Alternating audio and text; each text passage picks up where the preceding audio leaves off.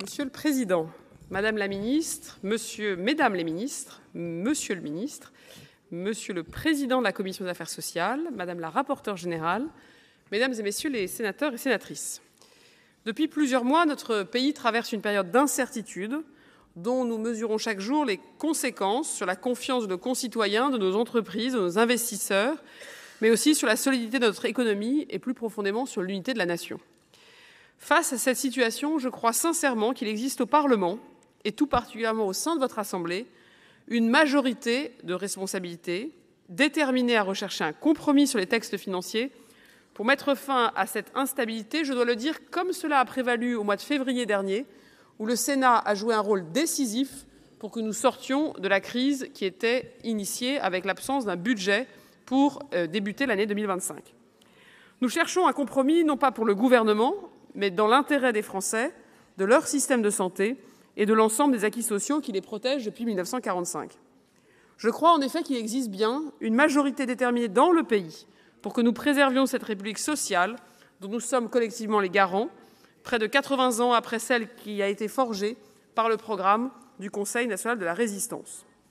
Alors le texte que nous vous présentons aujourd'hui est un texte profondément parlementaire. Les circonstances sont particulières puisque ce projet de loi qui vous est transmis résulte, pour la deuxième année consécutive, de la mise en œuvre de la procédure prévue à l'article 47-1 de notre Constitution, puisque, comme vous le savez, l'Assemblée a adopté la partie recettes du projet de loi de financement de la Sécurité sociale pour 2026, mais l'examen de la troisième partie, relative aux dépenses, n'a pas pu être mené à son terme dans les délais impartis. Le texte qui vous parvient est le fruit de 67 heures de débat à l'Assemblée nationale, soit près du double de l'an dernier. Le gouvernement a pris ses responsabilités en soumettant au départ un texte exigeant visant à engager une trajectoire de redressement pour nos comptes sociaux, en s'inspirant d'ailleurs, en de très nombreux points, des propositions formulées cet été au sein de cette Chambre par vous, Monsieur le Président, qui était d'ailleurs venu les présenter avec les rapporteurs généraux et les présidents au Premier ministre de l'époque. Le gouvernement a choisi donc de faire confiance dans la responsabilité du Parlement, dans toutes ses composantes, pour que ce texte puisse être amendé, potentiellement rééquilibré et surtout, in fine, voté. C'est donc pour donner sa pleine mesure au débat parlementaire que le gouvernement n'a procédé à aucun tri parmi les plus de 300 amendements adoptés par l'Assemblée nationale. Et le texte qui vous a été transmis correspond donc rigoureusement à celui de la petite loi, sans aucune sélection, sans aucune réécriture, dans un esprit de transparence et de respect du travail parlementaire. Ce choix impliquait qu'un certain nombre de dispositions organiques soient effectivement absentes du texte que vous avez reçu. Il explique également que plusieurs dispositions ne correspondent pas aux intentions du gouvernement.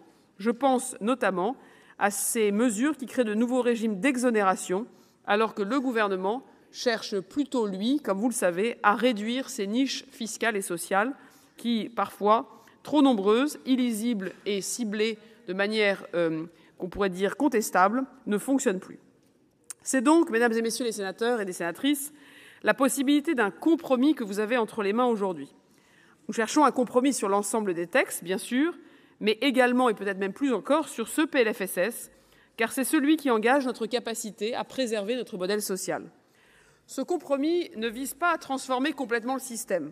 Nous sommes à 18 mois d'une élection présidentielle où il est normal et attendu que des projets très différents puissent s'affronter et aucun texte ne peut évidemment préempter ce débat. Mais ce qu'attendent de nous les Français, avant de trancher par le vote, c'est que l'année 2026 ne devienne pas pour eux un saut dans l'inconnu sur ce qu'ils ont de plus précieux, leur santé, leur protection, leur retraite.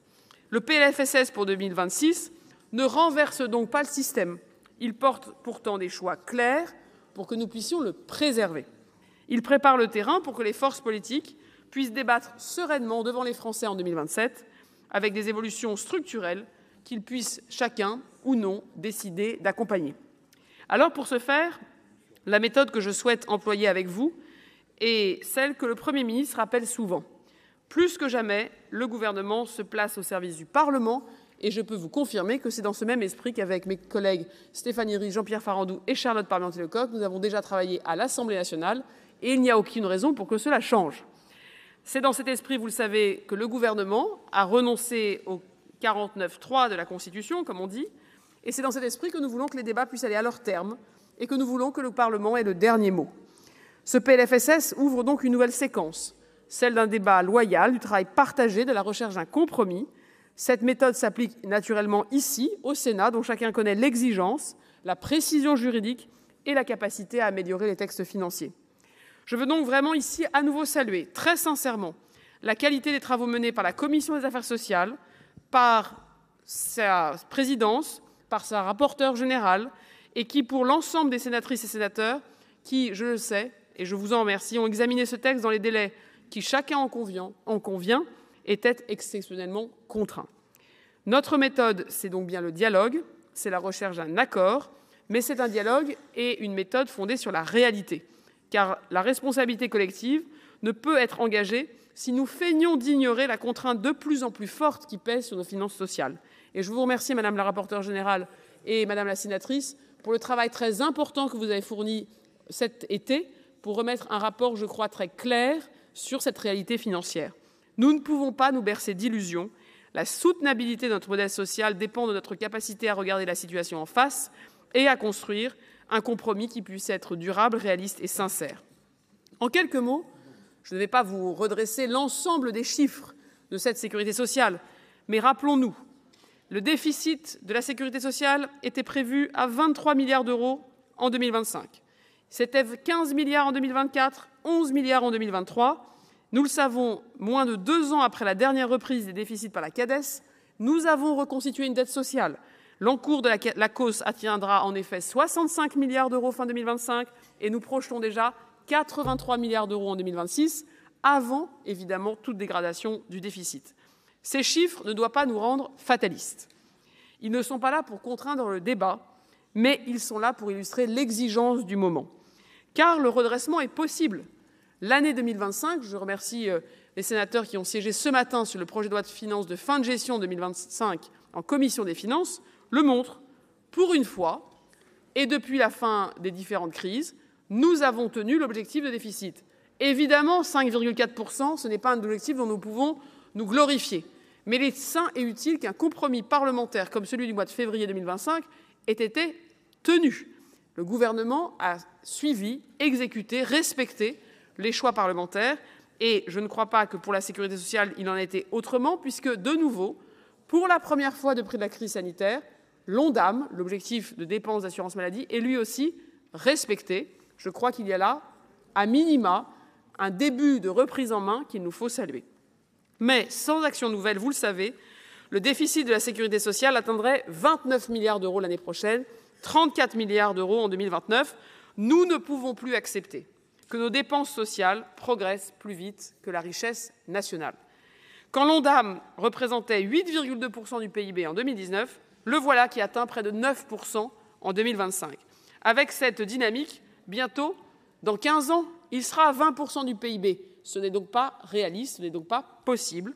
Notre objectif, vous le savez, c'est que nous puissions garder un ONDAM à 8,8% du PIB, comme en 2024, pour les prochaines années. C'est déjà un point très substantiellement supérieur à ce que nous faisions avant le Covid. Le stabiliser à cette hauteur nous semble donc responsable et tout à fait atteignable. Mais pour cela, il faut aussi nous dire la vérité. Augmenter les recettes de manière perpétuelle est une impasse. Laisser filer les dépenses le serait donc tout autant.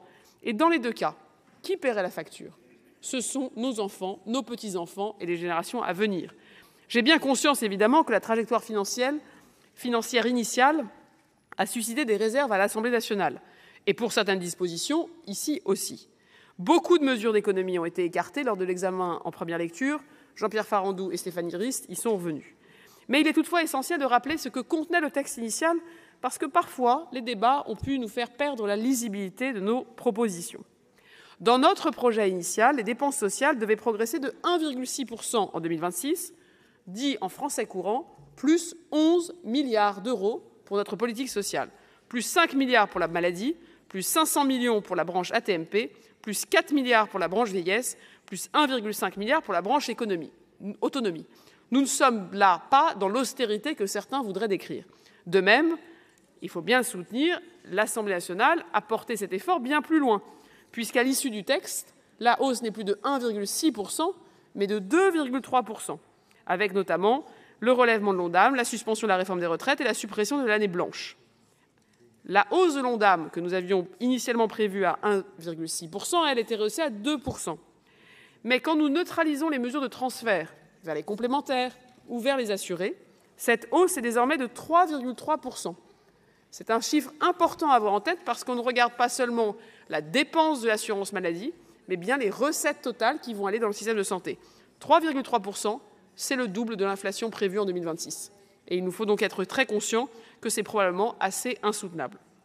Les recettes, elles, avec ce texte, devraient augmenter de plus de 16 milliards d'euros, avec, vous le savez, des propositions profondément remaniées, une Assemblée nationale qui a rehaussé la CSG sur les revenus du capital, mais qui a abandonné notamment la taxation des organismes complémentaires, avec une différence, comme vous le voyez, avec ce que nous avions prévu initialement.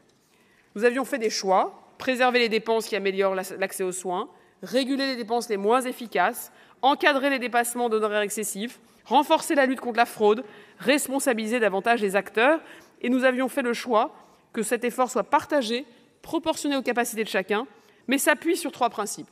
Le travail, car le financement de nos droits repose sur la cotisation, l'équité, pour que la protection sociale aille pour ceux qui en ont le plus besoin et que les fraudeurs soient découragés et sanctionnés, en lien d'ailleurs avec le projet de loi sur la fraude sociale et fiscale que vous avez voté hier, et la prévention, tant pour la santé que pour l'autonomie.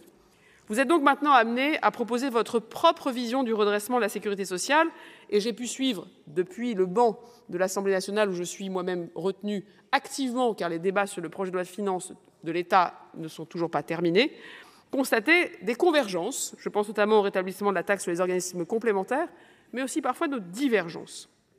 Nous allons avoir l'occasion d'en débattre, bien sûr d'enrichir les outils du compromis, mais avec quelques points communs que je vais ici, Monsieur le Président, esquisser, puisque le temps m'est compté. D'abord, nous devons absolument nous dire que le déficit de la sécurité sociale ne peut pas dépasser 20 milliards d'euros avant transfert. Deuxième élément, il faut que nous soyons très vigilants sur ces transferts, parce que ce n'est pas tout à fait responsable de diminuer le déficit de la sécurité sociale si en parallèle cela augmente massivement celui de l'État. Il faut que nous ayons une vision sur ce point partagée et convergente, Madame la rapporteure générale. Et enfin, nous devons toujours nous souvenir que l'objectif n'est pas seulement 2026, mais bien le retour à l'équilibre de la sécurité sociale d'ici 2029. Rappelez-vous, en 2019, la sécurité sociale était à l'équilibre. Juste avant le Covid, nous avions une sécurité sociale équilibrée. Je pense qu'il n'est tout à fait possible d'y revenir pour 2029, que nous mettions là aussi un effort pluriannuel. Je terminerai, Monsieur le Président, en vous disant que sur un certain nombre de sujets, le choix qui sont devant nous, c'est au fond de bien trouver la justice et l'équité dans l'effort. Je pense au sujet de la retraite, de l'hôpital, des minima sociaux. Je vous le dis avec gravité et confiance, je pense que nous pouvons trouver un objectif commun de redressement des comptes. Nous en avons le devoir moral pour les générations futures. Vous avez le dernier mot et dans les jours qui viennent, la seule responsabilité qui est la nôtre, ministre, ici devant vous, c'est que nous puissions restaurer de la confiance, sécuriser une trajectoire et préserver un modèle social qui doit bénéficier aux Français d'aujourd'hui, mais aussi à nos enfants demain. Je veux donc pouvoir travailler avec chacune et chacun d'entre vous dans cet esprit. Je crois que nous y sommes prêts et j'ai hâte d'abord de nos débats. Je vous remercie.